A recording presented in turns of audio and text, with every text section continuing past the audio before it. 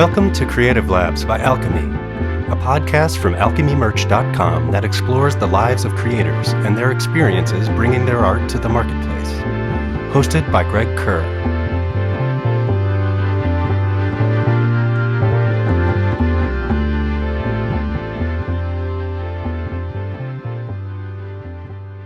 All right, welcome to Creative Labs. I'm your host, Greg, and I'm here today with John and Lauren from the Roving House. We've been working with them since early 2019, and I've always been fascinated by everything they do. They've created this enormous Facebook group with the Roving House, and just really excited to talk to them. And they just continue to crush it with everything they do and make so much product. And I'm just excited to find out more about what it is. So welcome, guys.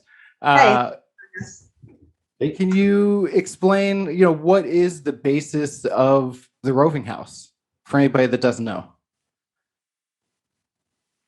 Well, I was started in 2008 or 9 as just recording Lauren and I's travels with busking and playing improv music and putting those on CDs that we hand painted and numbered and sold out of backpacks and while traveling, and then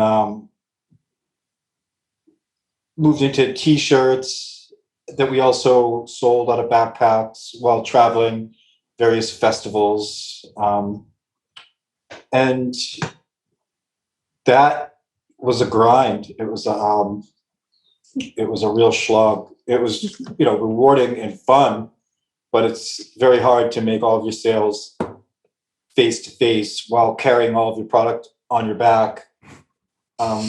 Hence the snail with a Bindle logo. That was us, yes. And the name. But it since evolved, and we spent several years really cultivating various Facebook groups and communities, all kinds of them. And then kind of after the community started to blossom and, flourish into what they became, marketing them with merchandise that fit the various descriptions and interests of those various groups. So this was all born out of initially a music project. Yeah. You guys were going around, and is that because I noticed the Facebook page started in 2011? Yeah, that was before that we had like a profile page or something that was like us, a website, and a blog and stuff like that. And like while we were doing all that, we had our notebooks with us, and we were always kind of like drawing together and trying to make each other laugh with our pictures. That was like a big thing of what we did back then. So how does that go from, you're doing your music? I come from a touring background myself, and know that Slog, my first business, actually started making merchandise for our own band. And how does that turn into, was the Facebook group people that were coming to you that were like, they're following the music that you were doing? Because, at this point, the Roving House is just this like massive machine in a sense, it's a huge online community. And how do you get from the band stuff? Was the community built from that and then it kind of expanded, or how did it transition kind of? It's completely unrelated. The online communities were all John's ideas and just little things like he kind of threw against the wall like spaghetti and just see what stick and what people are interested in. The original band and like CDs and art and t-shirts had really nothing to do with it. It's just that we are the Roving House. So whatever we're doing, we were always just making stuff. Well, it did have something to do with it in the sense that it wasn't as realistic if we wanted to turn the Roving House into a real job for us to wait for the next festival and then go out and do it again. So I said, well, let's create the audience and the entertainment aspect of it. And then when we have the captive audience, then we can sell the products. And it took several years before we even started that. So the first pin that we created, and it took a lot of convincing I felt to be like, like make a product. And like the blue pin, showing it on the phone there. The blue design was, we had a group called Give Me Your Money, and it's a peer-to-peer mutual aid lending group, which, I need $10 for pizza, and people will donate small increments, and then people will be able to buy pizza. And I said, let's create a pin for it. And it took a few months for that to sell out. We pre-sold it for $10. And it's funny because when the shipment came in, we didn't go through you guys yet, so it took a while for the shipment to come in. But when it did come in, I held the bag to Lauren. I said, one day, one of these pins will sell for $1,000. I believe in her art. I think she's like my favorite artist. I really believed in it, and I still believe in it. And exactly a year from that day, that pin was going in it fluctuates, generally above $1,000 mark, but exactly a year from the day that pin sold one pin sold for $2,000. And that is totally crazy. We don't resell those. That's just, yeah. In the group, that's what happens. So did I noticed the Give Me Your Money group, I think, has what, like 25,000 people or 100,000. so?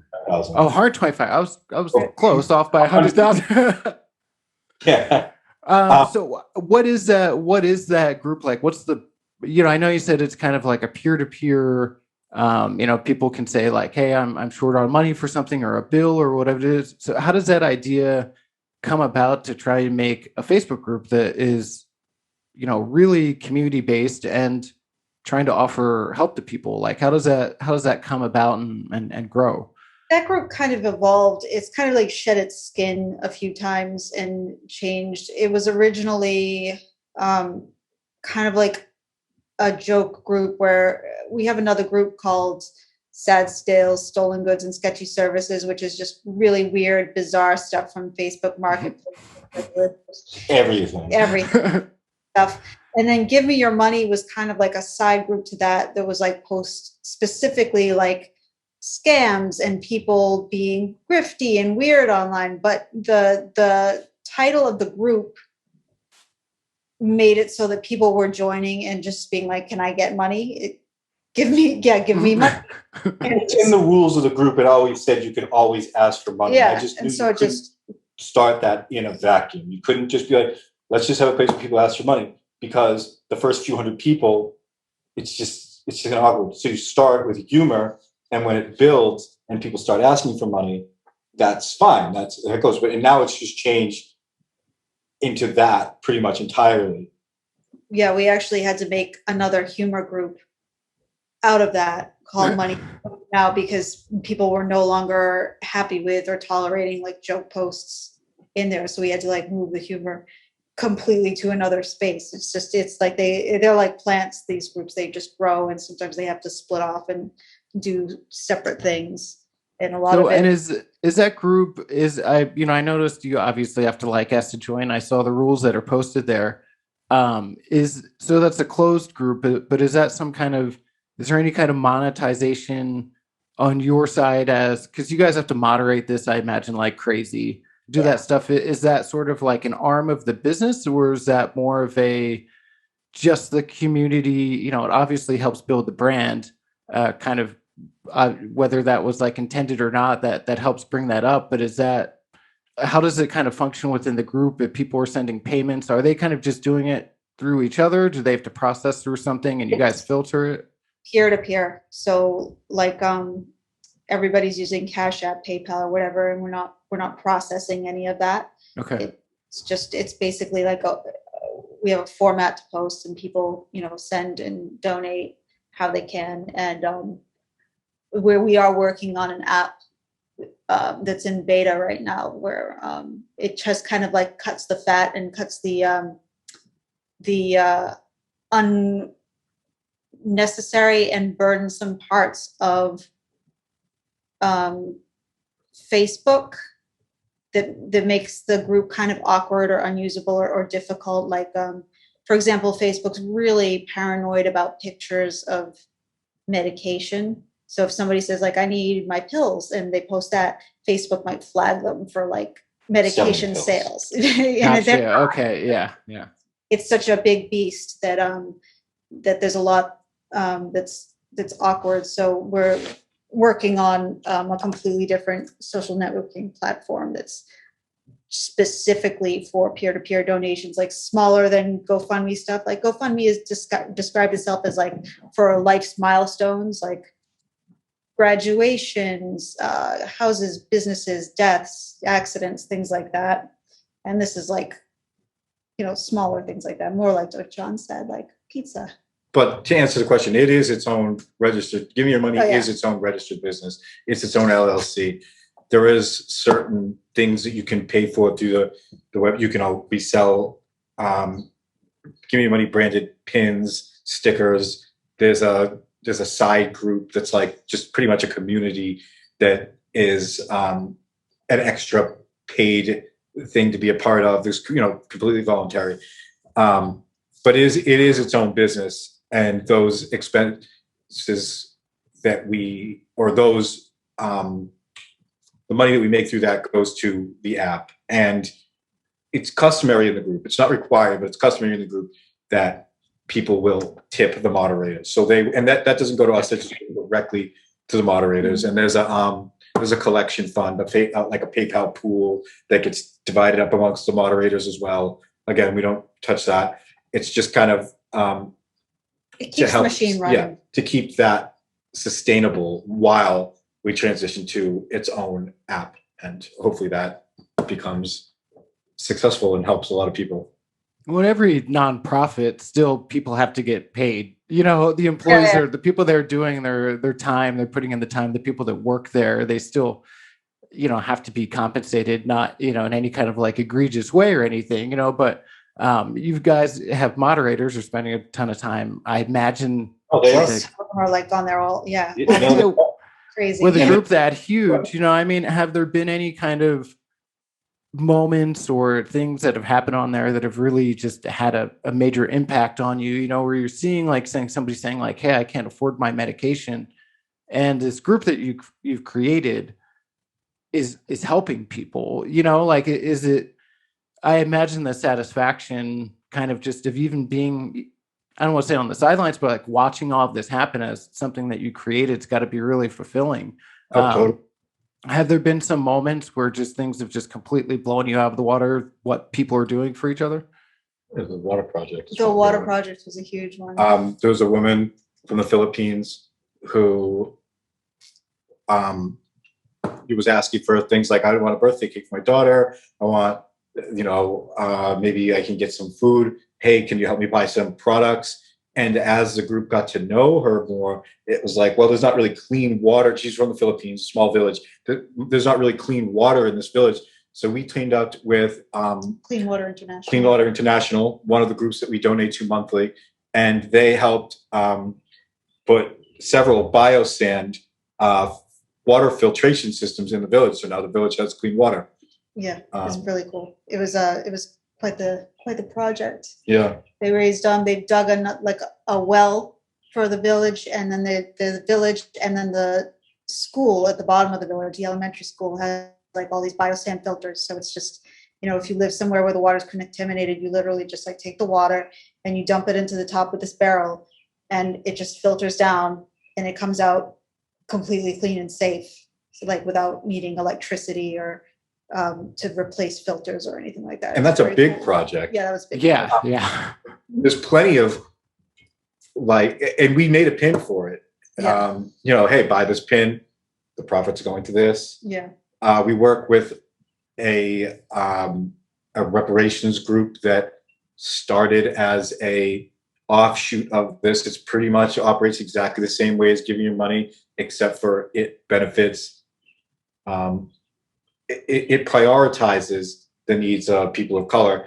And a lot of our pins that we make, or several pins that we have made, have gone directly to there. They do toy drives, coat drives, all kinds of stuff. Yeah. And while there's been plenty of larger things like that, you know, I need people that, you know, living out of their car or something, and they've been given enough to get an apartment. But it's really just the everyday small stuff where people just help each other get fed, get clothed, dance around the rules, and help get medication if they're able to word their need in such a way that we don't think it's going to get flagged by Facebook.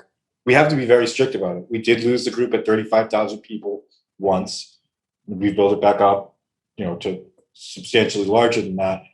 But we have to pretend like Facebook is viewing everything as if it's a sale, because there's no back and forth with Facebook there, like on how, you know, hey, this isn't a sale. They're looking for the money for this, you know, cancer medication. We have to pretend like they think they're selling cancer medication, you know. Yeah, I mean, Facebook's so strict with everything. I mean, we can't even, I have such a hard time if I try and run a ad saying that you can make a custom mask. They're like, you're selling mask, you know, you can't sell these. Can't sell. It's like, okay, we're not trying to sell PPP, you know, like I understand they're so strict. I didn't even think about that within a closed group, how much is really, they're really still moderating and like seeing this stuff. And I imagine it's just the algorithms, like I said, it sees a picture of medication and flags it. And there's no communication. No communication worth speaking of to say, no, look, here's the nuance. They're not selling medication. They're asking for it. There's, you know, Facebook is, you know, the Wizard of Oz in that regard. There's no, there's just is what they say, what they do.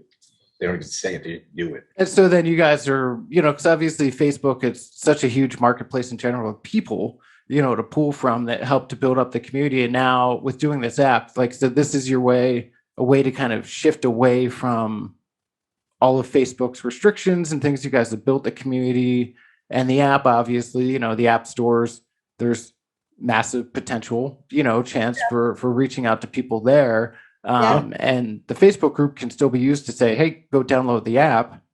Sure.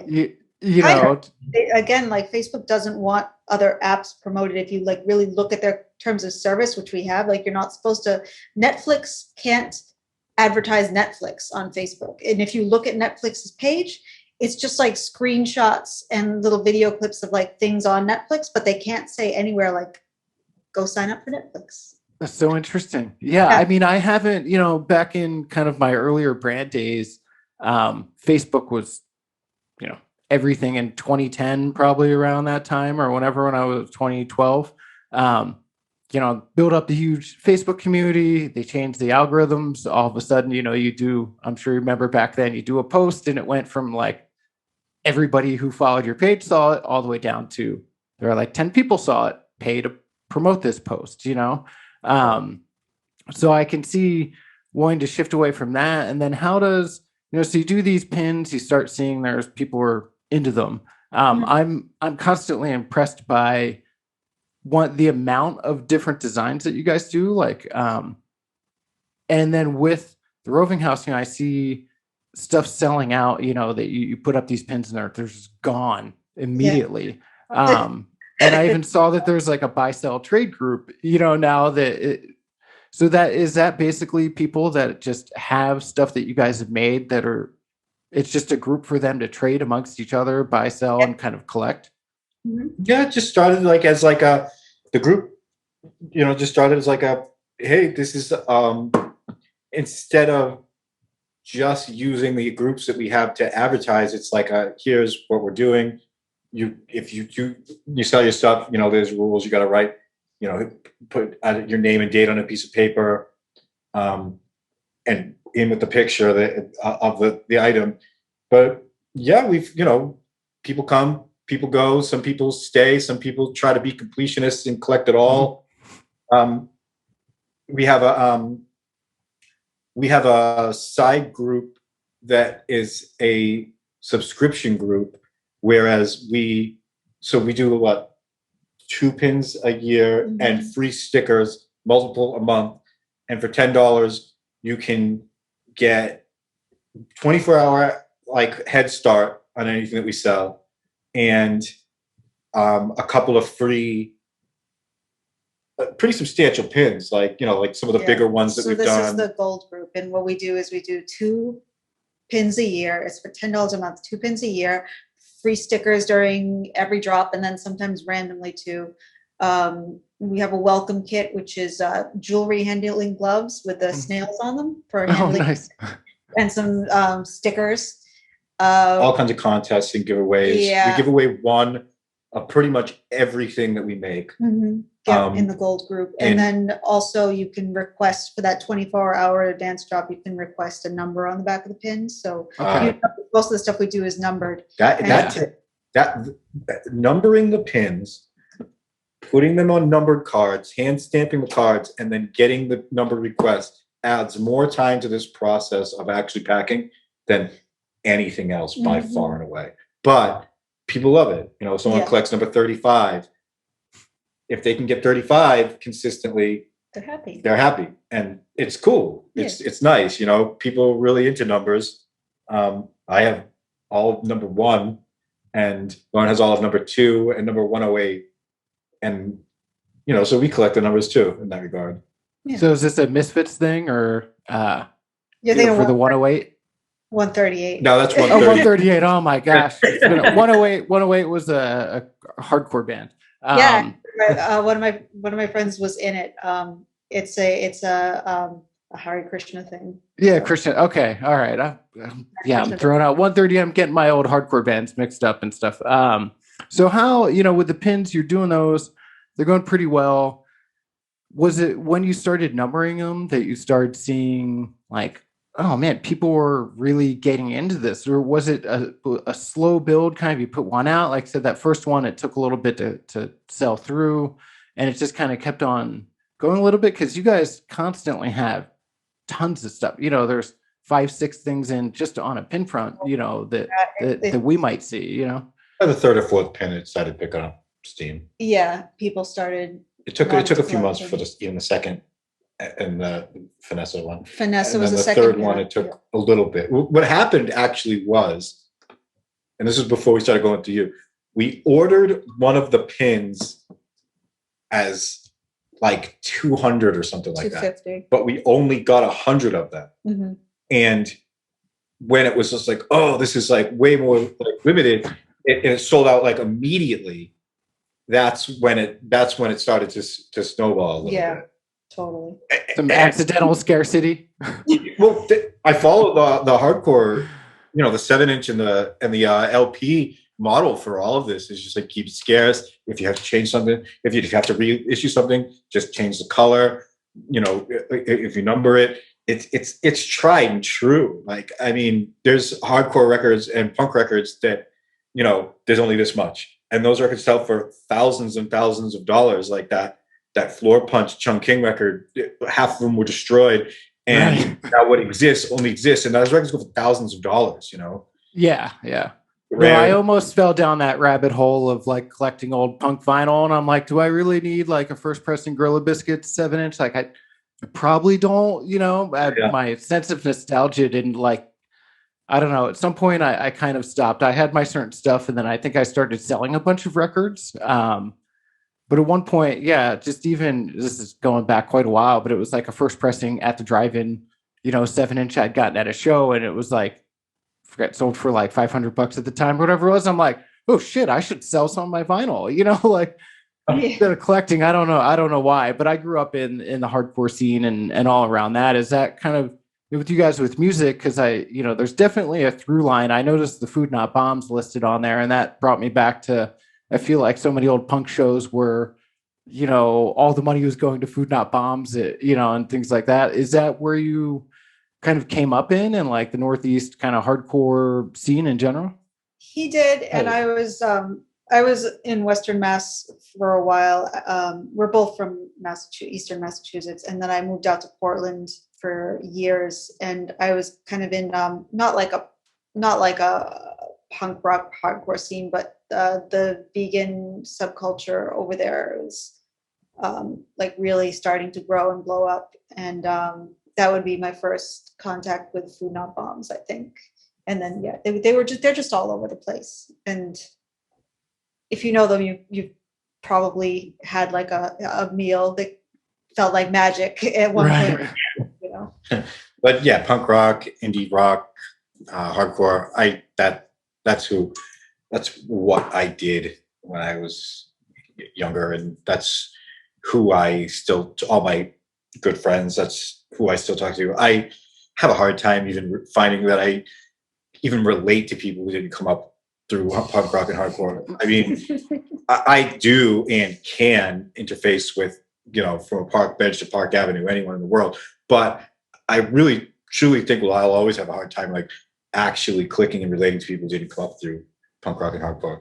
Yeah, I mean, I definitely pick up and notice and talking to you guys. There's like a punk ethos kind of like there, and there's this kind of joke. I mean, I'm 41. There's like the Fugazi effect kind of joke about that. It's like people kind of like my age bracket that have become business owners. We still have this kind of like punk ethics, to us about like how we do everything, how we go about everything, how we run our businesses, how like all of that. I definitely can pick up that vibe from you guys.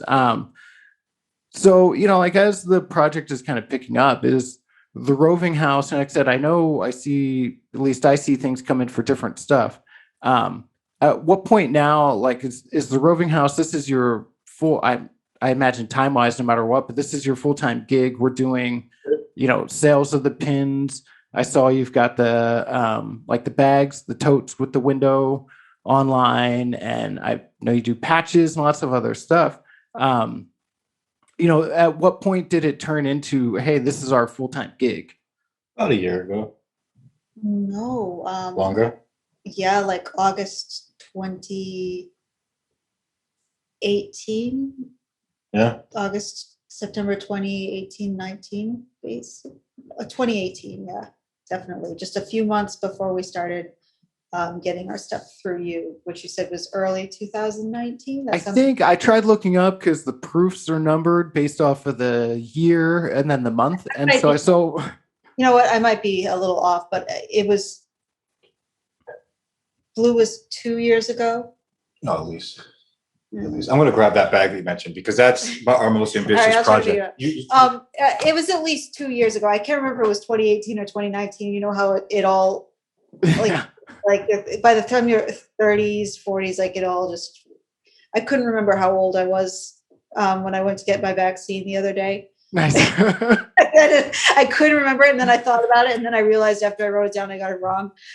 It all just kind of blends in. But at some point, yeah, we just decided that we were going to do this full time and like fully commit to it. And we just get up every morning and just like hit the ground running until I can't stand to look at a screen anymore. And then we like just, unwind and watch TV or movies, and then we just do it all over again. Yeah. I love it. I wouldn't have it any other way. No. I just love it. So he's really proud of this. He had his friend, Eric Santiago, from Studio Santiago in LA, designed this with him for a present for me. It took about a year from talk to completion.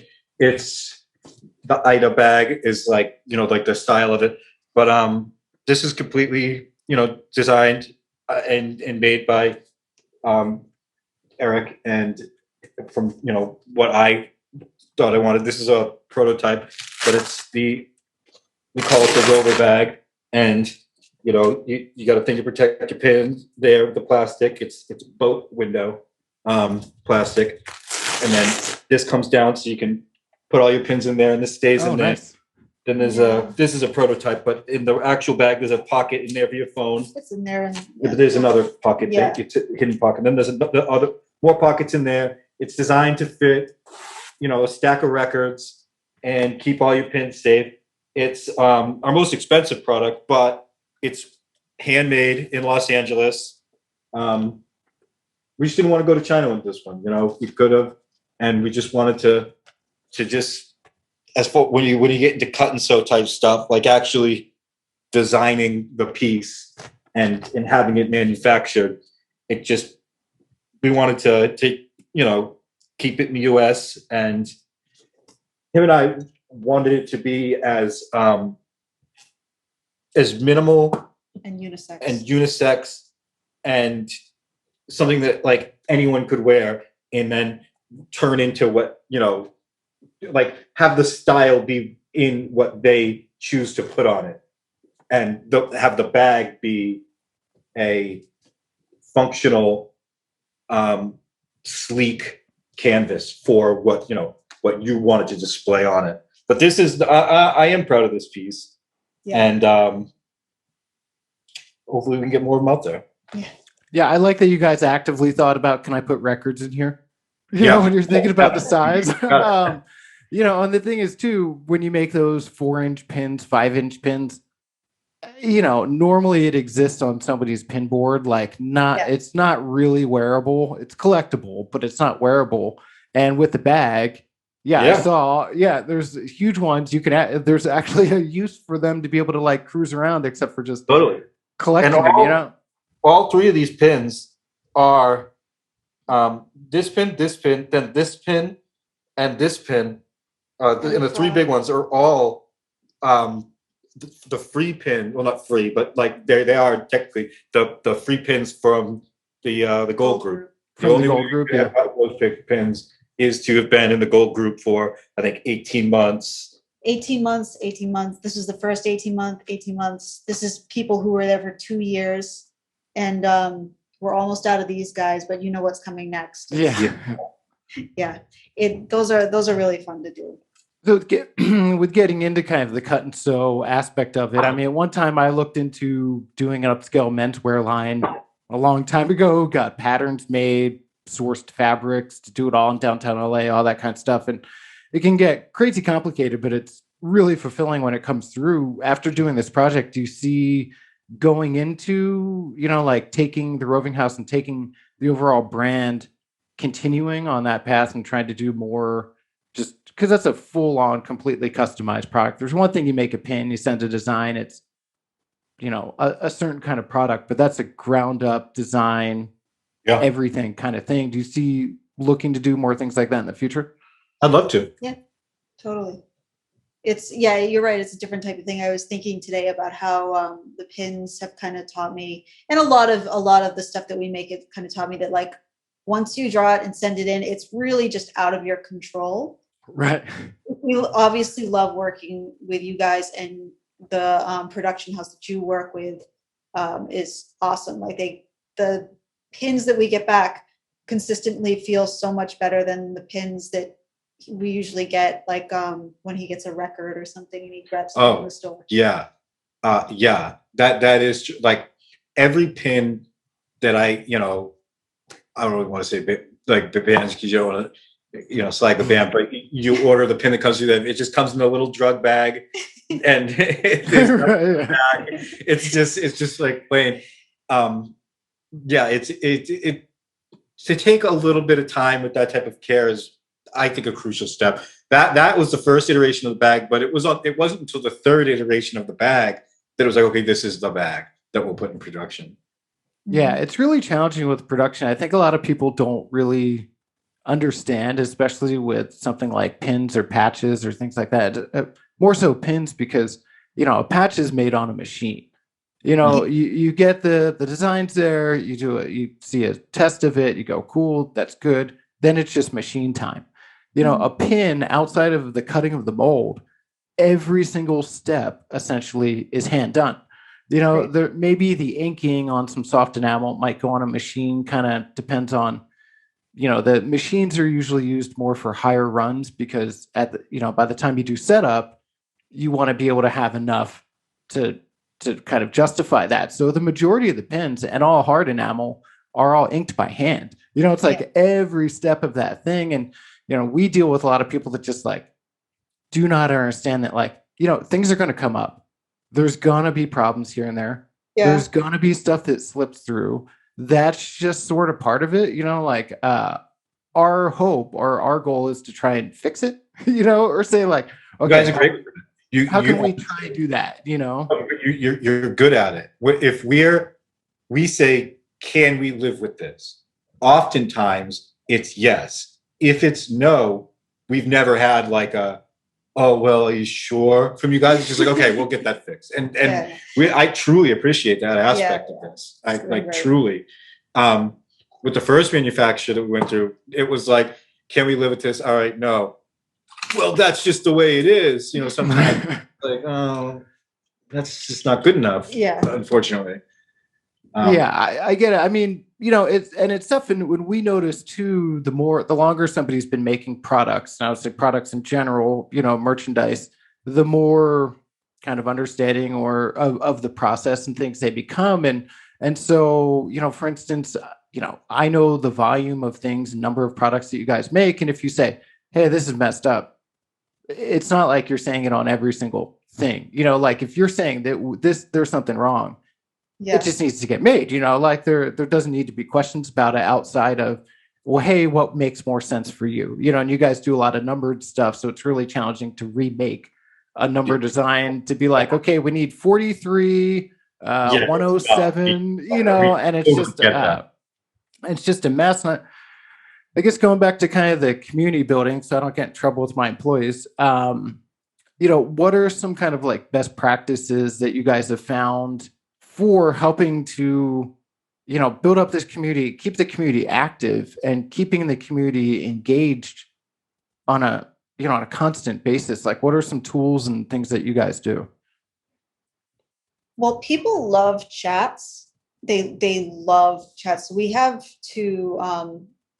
the Give Me Your Money Deluxe group, which is one of the side groups. We have and then the Roving House Gold, we have chats set up for people to join. And you wouldn't believe how simple it is and how effective it is in getting people to kind of make friends and really make connections with other people and kind of find more of a meaning just when they're chatting in real time about their day-to-day life. So like the Roving House Gold group, they're not always talking about Roving House products. They're like, this is what my dog is doing. And, you know, this is what my kids are doing. And hey, we're working on the garden today. And just to be able to have a little bit of that, especially the last year when everybody's so isolated, has been really important. We do contests from time to time. We've been doing a lot with trying to engage people with the beta testing of Giving Your Money, the new website. We do lots of giveaways.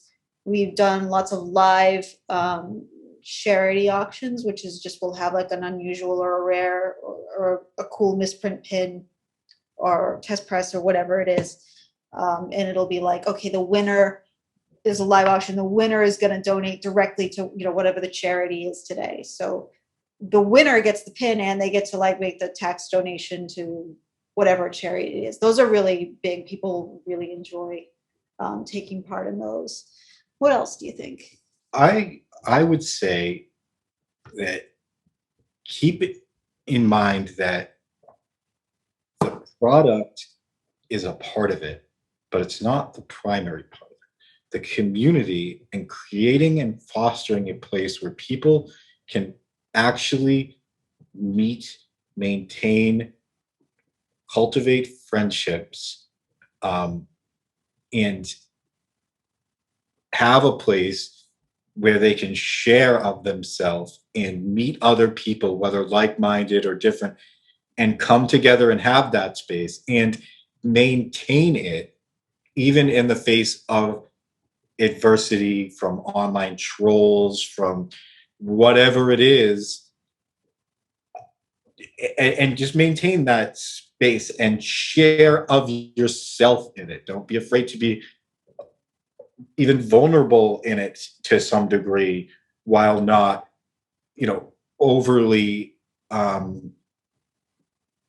exposing yourself, because there is just that need for, I mean, like you go back to punk rock, to up that place to come together and meet and get to know each other. That is what people will stick around for. And when they feel like they have some sort of fulfillment in their life, because they've met people, they've have this place, they've been able to share this and this and taking from other people, then they will want to have a token of it, something tangible they can hold, and then you can offer that, as opposed to here's a platform and here is my product. It's here is a community, and you can also own a small piece of it, but you don't have to. Not everybody in the group purchases our pins. A lot of people just exist in that community, and some of them want a tangible piece of it. That is what took years of cultivating to be able to like get to, and why I think the brand has been successful and has people that consistently purchase our products, because it has brought them some form of fulfillment. And it's some of the hardest things have been when people that do collect your stuff and do really like it, and then for some reason can't keep in line and just have to shake the cage so much and end up, well, you can't exist in this space in a way that is healthy, productive, and conducive to community. Maybe you shouldn't be in the space. And that's the hardest aspect of all this, is trying to toe that line and not, you want to create supporters of your product while moderating a community. in a way that doesn't create enemies for you. Yeah, it's tough. It's real. Yeah. Yeah, I mean, sometimes somebody's got to get thrown out of the show. Like you never want it to happen, but it's got every once in a while it has to happen. And we deal with situations like we fire clients sometimes, and we never want to do that. Like that's never the scenario we want. But sometimes somebody's being so unreasonable and so whatever and so challenging, that's creating kind of like issues that you got to deal with that. So it sounds like really like the merchandise and the product is really comes from the community instead of it leading as like I don't want to say like a normal brand that, you're buying t-shirts and whatever this brand, you follow the brand, people are part of the community and they want a reflection of that community. And so as the community's growing, the maybe desire for merchandise and representations of it has continued to grow along with that. Is that kind of that's accurate. accurate-ish? Yeah. And then with you guys, because I saw the pin trading group, and you've got the Bug Box subscription, and that's a new thing that you guys are doing, right? You got a couple of them over there. I'm really excited that takes a lot of time. Yeah. That takes a lot of time to try to fulfill. So this is the first one. This is the first one we did, and this was I got a couple of them that are already opened. The front. Yeah. It's She's a big bug fan. I am a big bug fan. I love bugs. I'll make John look at every bug. But this was the first one that we did. Put it up close. This is for the monarch butterfly. So there it goes. So we got these little envelopes, and it's just such a process to get everything branded and get everything made in like by a deadline, because they all get packed up on the 15th of the month. It's been a real challenge, but we've got like the sticker, we've got the fancy stickers, we've got the fact magnets. Every box comes with like a magnet. Oh, no, with facts about the specific bug or species or whatever. Yep. Yeah. So these are the monarchs, and you probably recognize them if you saw them come through. And that, and then I see caterpillar. the proofs. I never see your actual stuff, or rarely, but I see the proofs. And so the deluxe box, and then you guys did the patches for us as well. Oh yeah, I recognize that one. Yeah.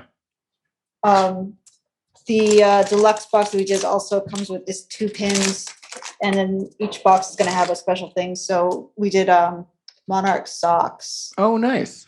Yeah, it's the pattern of the caterpillar. So with doing the subscription model, I mean, I know it sounds like with you guys, the gold group, and I totally understand too, the having a subscription model for the gold group and then doing the subscription box.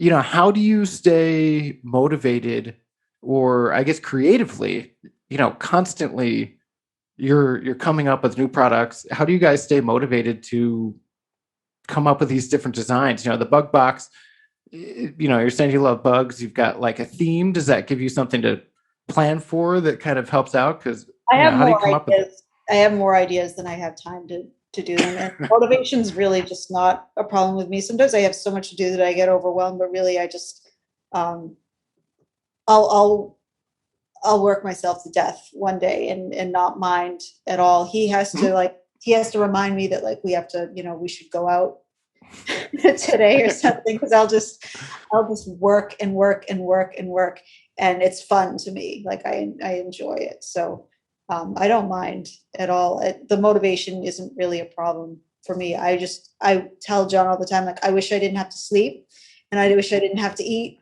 Yeah. And I would just keep making stuff. Yeah, she's a true artist. My method's a little different. Just if it makes me laugh, I want to make it. Yeah. Do that. She's got endless ideas. She's very funny, very creative, and she gets it done. And it also helps that we've been able to, outside of curating and moderating groups, have been able to make it our job. Make it a full-time job. So it's not like we got to work 8 hours and then come home and then do this. We have to do this for 8 hours at least. Yeah. It's more than that, but that's made it possible to do it to the scale that we've been able to. Yeah, I know a lot of people who make pins, like they don't do it full time. There's probably very few in even like the big pinning groups that we're part of on Facebook, where we kind of like check out what other people are doing, and we kind of get an idea of what the pin community is up to. I think a lot of people do it like a side hobby, and a lot of people do stuff that we don't have anything to do with, which is like the main thing that's big in the pin world is always going to be like cartoon smoking dabs. Yeah. Exactly what I'm talking about. And that's something we don't do. Like, we don't do fan art, we don't do bootleg stuff, and I know you don't get into any of that. Like, why? Yeah, exactly. But that's like if you just want to like make money hand over fist in your spare time, and you work a job, you just like basically trace Pikachu with a bong, and like It's easy. It's so easy. Yeah, no, I mean, it is the easy sell, but the one thing I can say is from my experience of, we just hit our 5-year anniversary of when we were making pins this past week. And, I, as a brand owner before, I'd been ripped off coming up from the band world, like just having ethics, and saying like, I don't think that's okay to do. Like, I get the fan art thing. They want to do it. They're inspired. And those people really, a lot of times are making 100, 200 pins. It's not at the level that you might expect. It's an easy sell, and you might make an extra $1,000 or whatever it is off the sale of that. But all of the people that I see that are doing it full time are doing their own stuff. Yeah. For the most part. I'm sure there's some people that are doing it full time now that are, like I said, just doing every cartoon character with a bong over and over and over again, and they're like, oh, sooner or later you're gonna get the boot is gonna come down on you. Yeah, and it runs out, and we have a client that we work with who does a ton of officially licensed properties. So we also respect that too, because I think one of the first big properties he got was Rick and Morty. And I know who you're when you look at it and you go, okay, well, somebody still created that. Like, just because it turns into a pop culture thing doesn't mean that somebody didn't spend their time. Like, it could have been you guys, like it could have been one of us that created that. Yeah, no, totally. I respect the hustle of going through and getting, officially licensed. And I respect the smash and grab of it too. in what it is, you know. Like if somebody just wants to, you know, throw a bong in Homer Simpson's hand, I didn't create Homer Simpson. I wish they wouldn't do it to my pin, and it hasn't yet, but at the same time, you know, Yeah. it's the cost of doing business. Yeah. Will that be the pinnacle of success, though? If you see in a pin group a pin that you designed or one of you two designed that gets morphed into a bong pin Yeah. that's then getting traded and people are Butterfly with selling, a bong. it's going to happen at some point, you know. Yeah. Sexy So, banana with a bong. The stuff, I mean, you know, the stuff that we see is just ridiculous. You know, I mean, like we make like 60 to 80,000 pins are in production at any point in time, like constant. Something, you know, something's made, and the amount of just crap that comes into, we get, you know, we're very fortunate that our website and everything seems to draw in the artistic types, you know, like we're obviously gear it towards the type of clients we're looking for, but we get a ton of garbage too. I mean, if somebody wants to send me a cat that they drew that's got a bong and it's not the cat from Sailor Moon or something or whatever, like I'll make it. We're totally fine with that. I don't really care, you know, artistic expression. But yeah, I mean, I'm trying to think with other stuff with you guys with growing in the business or things that you could kind of suggest for somebody that's starting out, you know, because it really is, like I said, you build this community and then the business kind of came from it, you know, but was there also thinking like a point for you guys talked about with going full time, you see these pin communities where you had to kind of make that leap where you're working 9 to 5 jobs or, you know, a regular job, then you're doing it as a side hustle.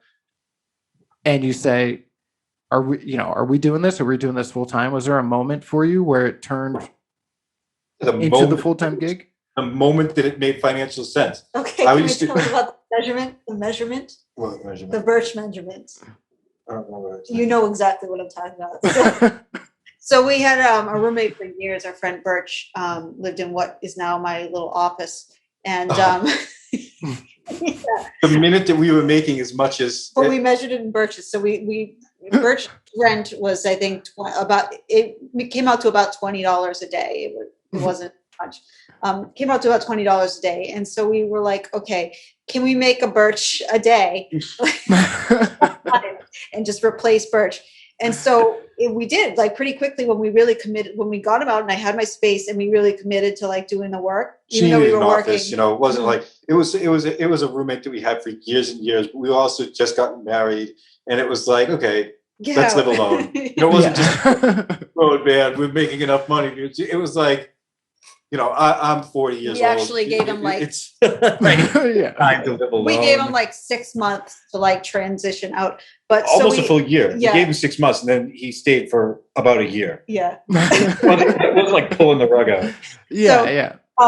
We once we committed, we were like, yeah, we're making like a birch a day, and then when we realized we were consistently having like averaging out to like 3 birches a day, we were like, okay, let's just commit to what we're doing and just do it. And then it really started taking And off. she was teaching yoga. She just got her like real estate license. I was climbing ladders and banging nails. It's just miserable. Yeah. it's not, I don't hate that work, but it's just not what I wanted to do. You know, we like to make each other laugh and draw things. And if we could put more time into that, once it got to the point where hey, we're making enough to survive on this, let's just do it more and jump and see if we can survive on it. Yeah. And once we could, it was a no-brainer to just try, you know. The key is that you never really you're never going to find the time for anything. Is you just have to make the time for it and do it. Yeah. Yeah, there's never that time. There's never really the perfect time for the leap because, you know, a lot of times people are doing it. Like you said, you go to your day job, you come home, you work another 4 hours or whatever it is, packing things up. And at some point you just have to go like, screw it. Like, you know, like I'm close, you know, financially. I did a similar thing. You know, my brand became like a full-time before. It was just like, okay, I'm so close to covering where, like my day job, that if I just put all of my time into this, what can you make happen from it?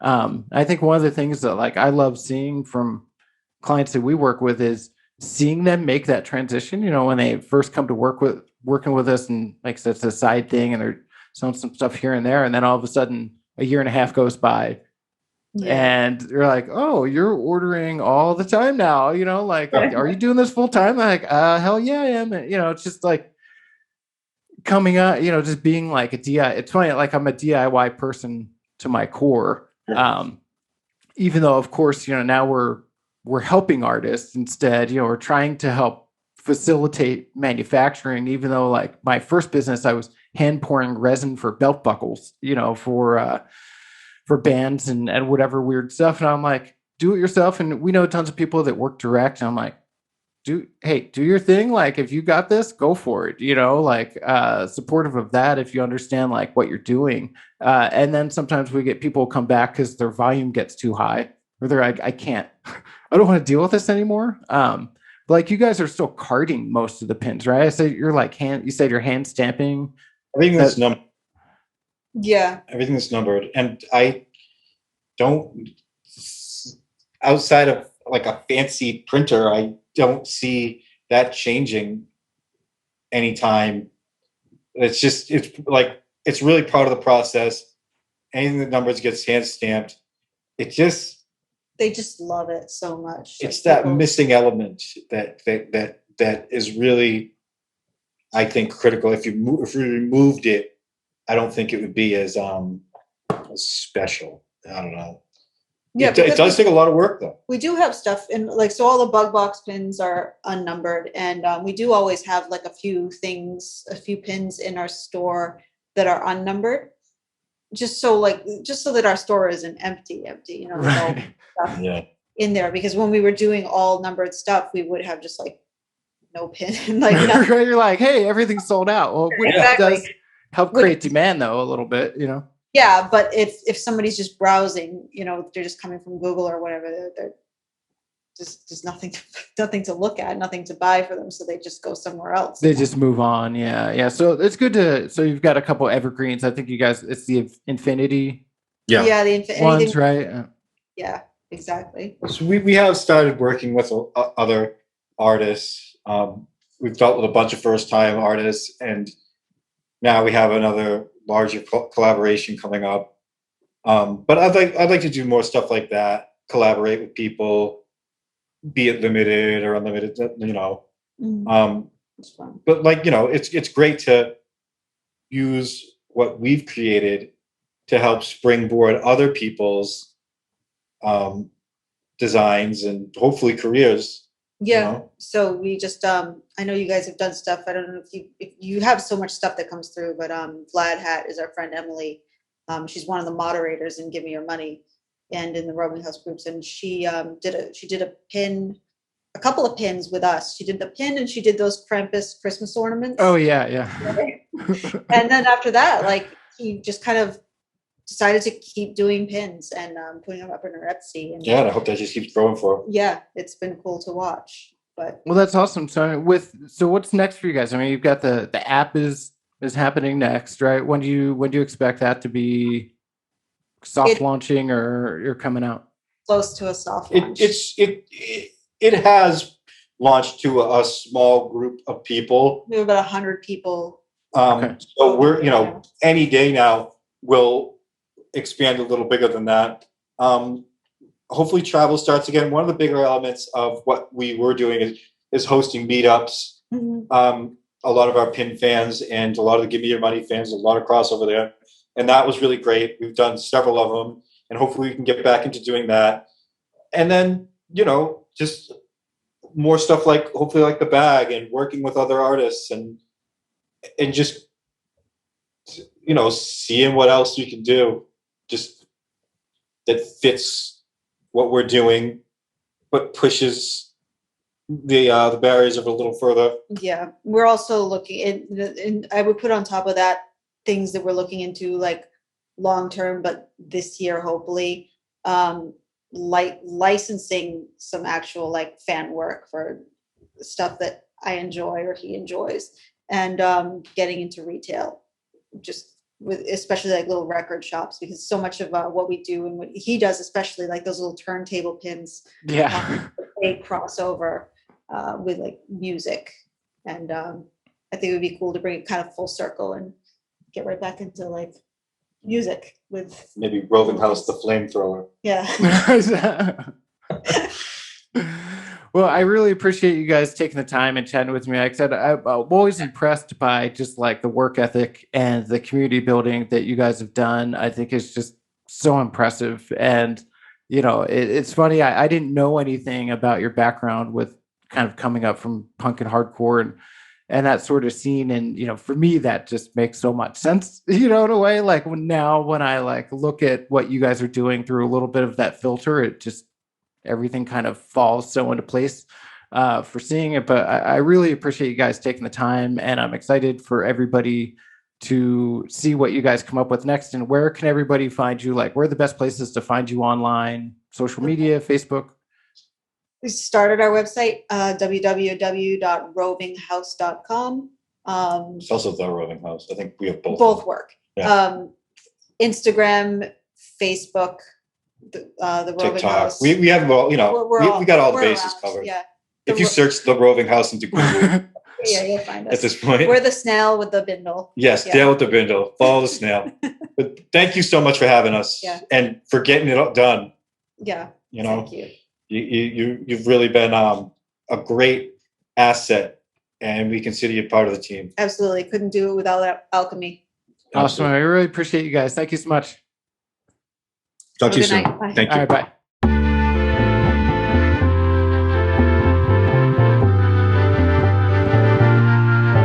Creative Labs by Alchemy with your host, Greg Kerr. Are you interested in making enamel pins, washi tape, patches, acrylic keychains, and more? Get in touch and create with us at alchemymerch.com.